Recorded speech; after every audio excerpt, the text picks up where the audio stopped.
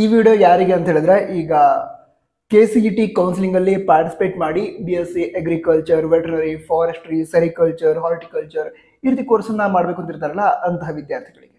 ಯಾಕಂತ ಹೇಳಿದ್ರೆ ಆಪ್ಷನ್ ಎಂಟ್ರಿಯಲ್ಲಿ ಈ ವರ್ಷ ಚೇಂಜಸ್ ಅನ್ನ ಮಾಡಿದರೆ ವಿದ್ಯಾರ್ಥಿಗಳು ಪ್ರಾಕ್ಟಿಕಲ್ ಹಾಗೆ ಥಿಯರಿ ಈ ರೀತಿ 2 ಬಾರಿ ಕಾಲೇಜಸ್ಗಳನ್ನ ಸೆಲೆಕ್ಟ್ ಮಾಡಬೇಕಾಗತ್ತೆ. ಸೊ ಯಾವ ವಿದ್ಯಾರ್ಥಿಗಳು ಯಾವ ರೀತಿ ಸೆಲೆಕ್ಷನ್ ಮಾಡಬೇಕು, ಯಾಕಂತ ಹೇಳಿದ್ರೆ ಅಗ್ರಿ ಪ್ರಾಕ್ಟಿಕಲ್ ಎಕ್ಸಾಮ್ ಕೂಡ ಇತ್ತು, ಅದೊಂಥರ ಥಿಯರಿ ಎಕ್ಸಾಮ್ ಏನಿರುತ್ತೆ PCMB ಎಕ್ಸಾಮ್ ಏನಿತ್ತು, ಸೊ ಅದ್ರ ಮಾರ್ಕ್ಸ್ ಅನ್ನು ಕೂಡ ಕನ್ಸಿಡರ್ ಮಾಡಿ ರ್ಯಾಂಕ್ ಅನ್ನ ಅನೌನ್ಸ್ ಮಾಡಿರ್ತಾರೆ. ಸೊ ಪ್ರಾಕ್ಟಿಕಲ್ ಎಕ್ಸಾಮ್ ಬರೆದವ್ರು ಏನ್ ಮಾಡಬೇಕು, ಹಾಗೆ ಕೇವಲ ಥಿಯರಿ ಎಕ್ಸಾಮ್ PCMB ಎಕ್ಸಾಮ್ ಬರೆದವ್ರು ಏನ್ ಮಾಡಬೇಕು ಅದನ್ನ ಈ ವಿಡಿಯೋದಲ್ಲಿ ಎಕ್ಸ್ಪ್ಲೇನ್ ಮಾಡ್ತಿದ್ದೀನಿ. ನಂತರ ಈ ಇನ್ಫಾರ್ಮೇಶನ್ ಅವಶ್ಯಕತೆ ನಿಮಗೆ ಇದ್ರೆ ವಿಡಿಯೋನ ಪೂರ್ತಿಯಾಗಿ ನೋಡಿ, ಯಾಕಂದ್ರೆ ಯಾವುದೇ ಕನ್ಫ್ಯೂಷನ್ ಆಗಬಾರ್ದು, ಅದಕ್ಕೋಸ್ಕರ. ಮೊದಲಾಗಿ ಈ ಥಿಯರಿ ಮತ್ತು ಪ್ರಾಕ್ಟಿಕಲ್ ಇದನ್ನ 2 ಸೆಪರೇಟ್ ಯಾರ್ಯಾರಿಗೋಸ್ಕರ ಮಾಡಿದ್ದಾರೆ ಇದನ್ನ ಹೇಳೋದಾದ್ರೆ, ಈಗ ಅಗ್ರಿ ಪ್ರಾಕ್ಟಿಕಲ್ ಎಕ್ಸಾಮ್ ಏನಿರುತ್ತೆ ಅದನ್ನ ಬರೆಯೋರು ರೈತರ ಮಕ್ಕಳು ಮಾತ್ರ, ಓಕೆನಾ.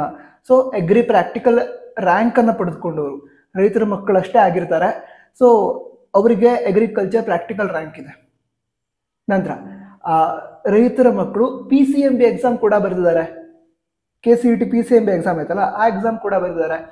ಅವರಿಗೆ ಈ ಕಡೆ ಪ್ರಾಕ್ಟಿಕಲ್ ಎಕ್ಸಾಮ್ನ ರ್ಯಾಂಕ್ ಕೂಡ ಇದೆ, ಈ ಕಡೆ ಅವರು PCMB ಎಕ್ಸಾಮ್ ಬರೆದಿದ್ದಕ್ಕೆ ಅಗ್ರಿಕಲ್ಚರ್ ಥಿಯರಿ ರ್ಯಾಂಕ್ ಕೂಡ ಅನೌನ್ಸ್ ಆಗಿರುತ್ತೆ.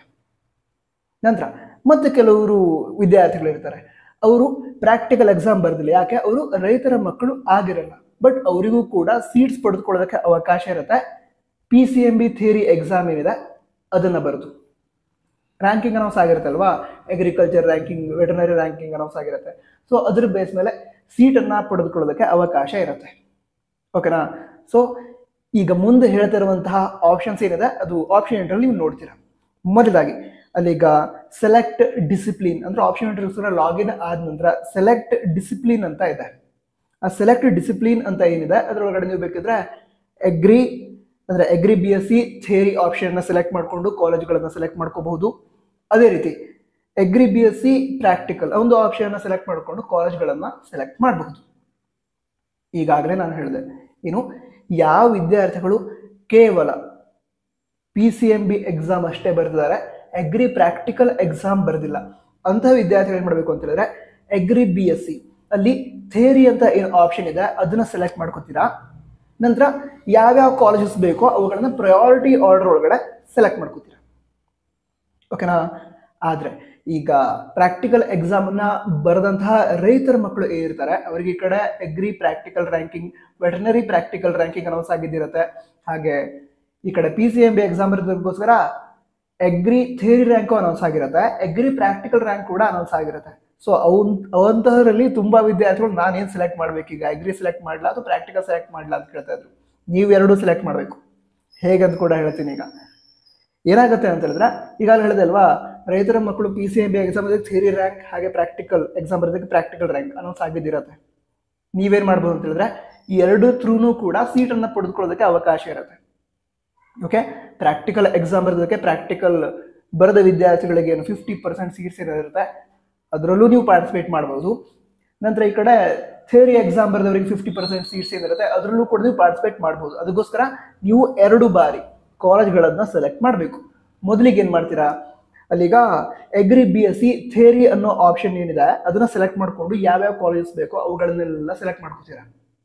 ಸೆಲೆಕ್ಟ್ ಆಯ್ತಾ, ಸೆಲೆಕ್ಟ್ ಆದ ನಂತರ ನೀವು ಸೆಲೆಕ್ಟ್ ಮಾಡುವಂಥ ಕಾಲೇಜ್ ಅದರ ಪಕ್ಕದಲ್ಲಿ ಒಂದು ಕಾಲಮ್ ಏನಿರುತ್ತೆ ರೈಟ್ ಸೈಡಲ್ಲಿ, ಅಲ್ಲಿ ಸೇರ್ಕೊಳ್ಳುತ್ತೆ. ಅದರ ನಂತರ ಏನು ಮಾಡ್ತೀರಾ ಅಂತ ಹೇಳಿದ್ರೆ, ಅಲ್ಲಿ ಸೆಲೆಕ್ಟ್ ಡಿಸಿಪ್ಲಿನ್ ಅಲ್ಲಿ ಈ ಹಿಂದೆ ಏನು ಅಗ್ರಿ BSc ಥಿಯರಿ ಅಥವಾ ವೆಟರ್ನರಿ ಥಿಯರಿಯನ್ನು ಏನು ಸೆಲೆಕ್ಟ್ ಮಾಡಿರ್ತೀರ ಅದ್ರೊಳಗಡೆ ಅಗ್ರಿ BSc ಪ್ರಾಕ್ಟಿಕಲ್ ಅದನ್ನ ಸೆಲೆಕ್ಟ್ ಮಾಡ್ಕೋತೀರಾ. ಅದರ ನಂತರ ಯಾವ್ಯಾವ ಕಾಲೇಜ್ ಬೇಕು ಅವುಗಳನ್ನೆಲ್ಲ ಸೆಲೆಕ್ಟ್ ಮಾಡ್ಕೊಳ್ಳೋದು. ಅದಂತರ ವೆಟರ್ನರಿ ಪ್ರಾಕ್ಟಿಕಲ್ ಅದನ್ನ ಸೆಲೆಕ್ಟ್ ಮಾಡ್ಕೊಂಡು ಯಾವ ಕಾಲೇಜ್ ಬೇಕೋ ಅವುಗಳನ್ನ ಸೆಲೆಕ್ಟ್ ಮಾಡ್ಕೊಳ್ಳೋದು. ಅಂದ್ರೆ ಯಾವ ವಿದ್ಯಾರ್ಥಿಗಳು ಪ್ರಾಕ್ಟಿಕಲ್ ಎಕ್ಸಾಮ್ ಬರೆದಿರ್ತಾರೆ KCET ಅಗ್ರಿ ಪ್ರಾಕ್ಟಿಕಲ್ ಎಕ್ಸಾಮ್, ಅವರು ಈ ಥಿಯರಿ ಅನ್ನೋ option agri BSc theory, veterinary theory ಅದನ್ನು ಸೆಲೆಕ್ಟ್ ಮಾಡಿಕೊಂಡು ಅಲ್ಲೂ ಕೂಡ ಸೆಲೆಕ್ಟ್ ಮಾಡ್ಕೋಬೇಕು ಕಾಲೇಜ್ಗಳನ್ನ. ಅದರ ನಂತರ ಪ್ರಾಕ್ಟಿಕಲ್ ಏನಿರುತ್ತೆ ಅದನ್ನು ಸೆಲೆಕ್ಟ್ ಮಾಡಿಕೊಂಡು ಅದರಲ್ಲೂ ಕೂಡ ಕಾಲೇಜ್ಗಳನ್ನ ಸೆಲೆಕ್ಟ್ ಮಾಡಬೇಕಾಗತ್ತೆ. ಯಾಕಂತ ಹೇಳಿದ್ರೆ ಪ್ರಾಕ್ಟಿಕಲ್ ಎಕ್ಸಾಮ್ ಬರೆದ ವಿದ್ಯಾರ್ಥಿಗಳು 2 ಸೀಟ್ಸ್ಗೂ ಕೂಡ 2 ರೀತಿಯ ಸೀಟ್ಗಳಿಗೂ ಕೂಡ ಎಲಿಜಿಬಲ್ ಆಗಿರ್ತಾರೆ. ನಂತರ ನಿಮಗೆ ಸೀಟ್ ಅಲಾಟ್ ಮಾಡಬೇಕಾದ್ರೂ ಕೂಡ ಎರಡನ್ನೂ ಕೂಡ ಕನ್ಸಿಡರ್ ಮಾಡ್ತಾರೆ. ಸೊ ನೀವು ಎರಡಕ್ಕೂ ಕೂಡ ಅಂದ್ರೆ 2 ಬಾರಿ ಕಾಲೇಜ್ಗಳನ್ನ ಸೆಲೆಕ್ಟ್ ಮಾಡ್ಕೋಬೇಕು. ಕ್ಲಿಯರ್ ಆಯ್ತಾ? ವಿಡಿಯೋ ಸಹಾಯ ಆಗಿದ್ರೆ ತಿಳಿಸಿ, ಅಂದರೆ ಈ ವಿಡಿಯೋದಿಂದ ನಿಮ್ಗೆ ಏನಾದ್ರು ಇನ್ಫಾರ್ಮೇಷನ್ ಸಿಗ್ತಾ ಇದನ್ನ ಕಮೆಂಟ್ ಹೋಗಿ ತಿಳಿಸಿ. ನನಗೆ ಖುಷಿ ಆಗುತ್ತೆ, ಅಂದರೆ ಹೆಲ್ಪ್ ಆಗೋ ರೀತಿ ವಿಡಿಯೋ ಮಾಡಿದೆ ಅದೇ ನಂಗೆ ಫೀಲ್ ಆಗುತ್ತೆ, ನಂಗೆ ಖುಷಿ ಆಗುತ್ತೆ ಅದರಿಂದ.